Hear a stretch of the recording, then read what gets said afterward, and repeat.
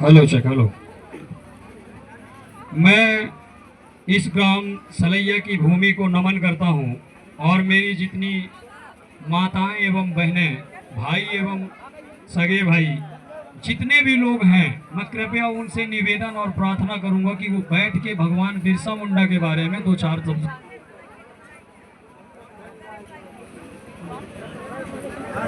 Hello, please आए और भगवान बिरसा मुंडा के बारे में सुने। हम तो बहुत सी जयंतियां करते हैं, बहुत से महापुरुषों को जानते हैं और बहुत से महापुरुषों के पीछे चल भी देते हैं, पर उनकी जो जीवन गाथा है और उनने जो समाज के लिए किया, क्या हम लोग उसको जानते हैं? या अगर हमको जानना है या कुछ भी करना है तो सबसे पहले अपने विचारों को बदलना पड़ेगा। और आप लोग अगर विचार बदल दिए तो समझ लीजिए आप महापुरुषों की विचारधाराओं को अपना लिए। तो मेरे आज इस ग्राम सलैया में आए हुए जितने भी वैशिष्ट हैं, मैं उनको सादर जय जोहार, नमो बुद्धाय और जय भीम, जय संविधान और जय मूल निवासी बोलता हूँ। मेरी माताएं एवं बहनों,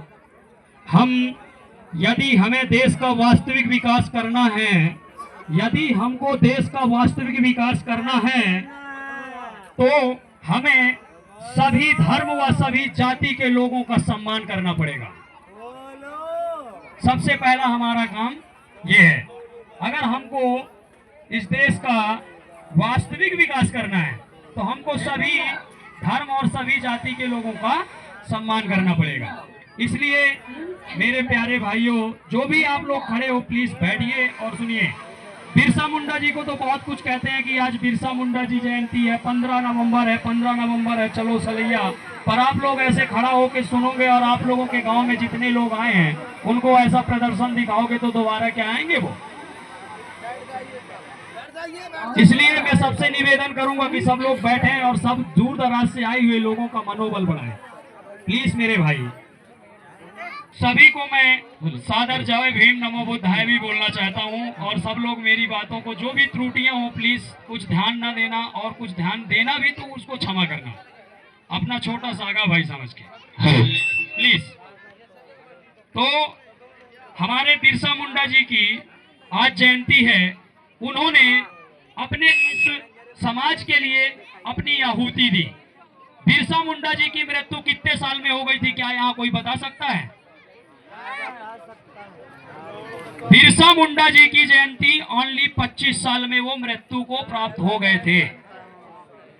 25 साल में वो मृत्यु को प्राप्त हो गए थे, आप जैसे लोगों को जगाने के लिए, ताकि मेरा समाज जागे और मेरे समाज का आने वाला कल एक भविष्य उज्जवल दिखे। और आप लोग ऐसा उज्जवल कर रहे हो कि आपस में झगड़ा कर रहे हो यार। हेलो,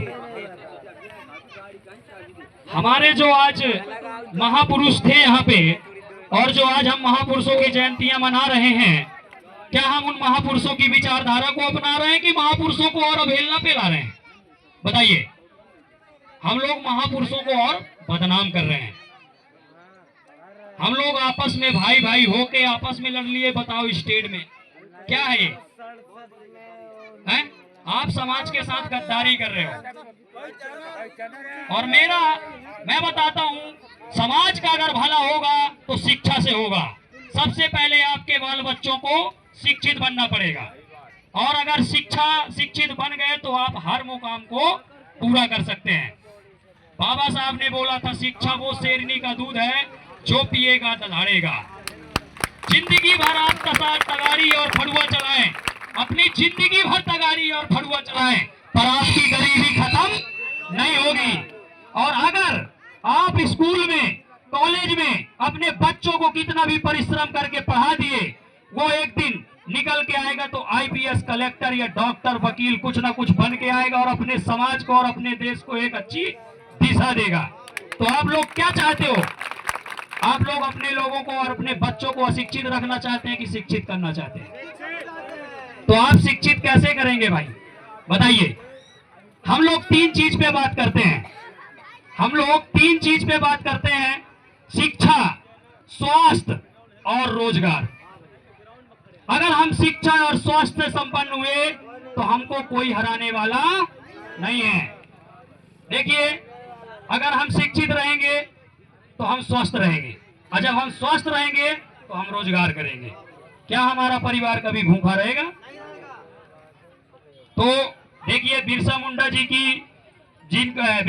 जी का जन्म 15 नवंबर 1875 में हुआ था, है ना? और झारखंड में उलहित गांव में, और वो बहुत निर्धन परिवार के घर से थे, वो बहुत गरीब घर के थे। और उनके पिताजी ने अपने, देखिए, आज हम लोगों को बाबा साहब ने अधिकार दिया तो आज हम अच्छा कपड़ा और अच्छा मकान आरक्षण का फुल फायदा उठा रहे हैं।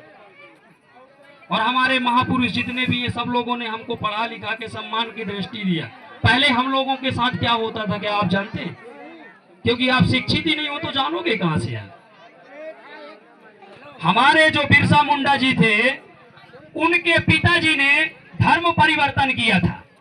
आज आप आदिवासी आदिवासी चिल्ला रहे हो ना, अगर बिरसा मुंडा जी ने धर्म परिवर्तन न किया होता तो इतना शिक्षा उनके पास नहीं होती।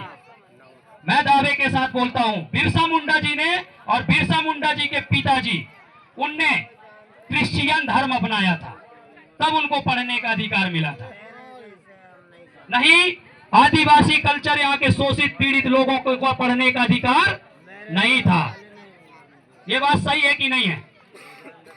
आप पूरा इतिहास उठा के देख लीजिए। हमारे समाज के, हमारे आज भी बहु बेटियां और हमारे आज भी अनपढ़ बच्चे, बाबा साहब ने इतना अधिकार दिया है, फिर भी हमारे बच्चे स्कूल नहीं जाते। और जिस चीज से हमारे महापुरुषों ने पाबंद किया है कि नशा मुक्त रहो, उसी चीज को आके हमारे महापुरुषों के सामने डांस करते हैं।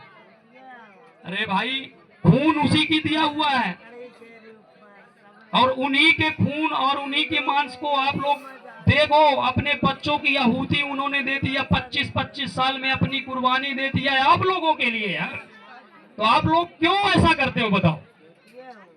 आपको अपने आने वाले बच्चों को एक उच्च मार्ग देना चाहिए।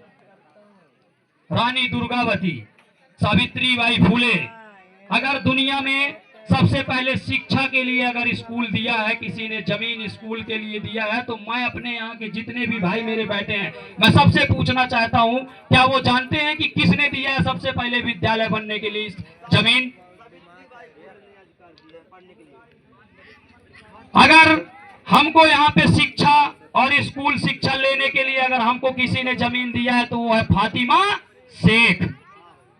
दुनिया की सबसे पहली औरत है जिन्होंने स्कूल बनने के लिए जमीन दिया है। तो सबसे बड़ा हमारे लिए क्या जरूरी है?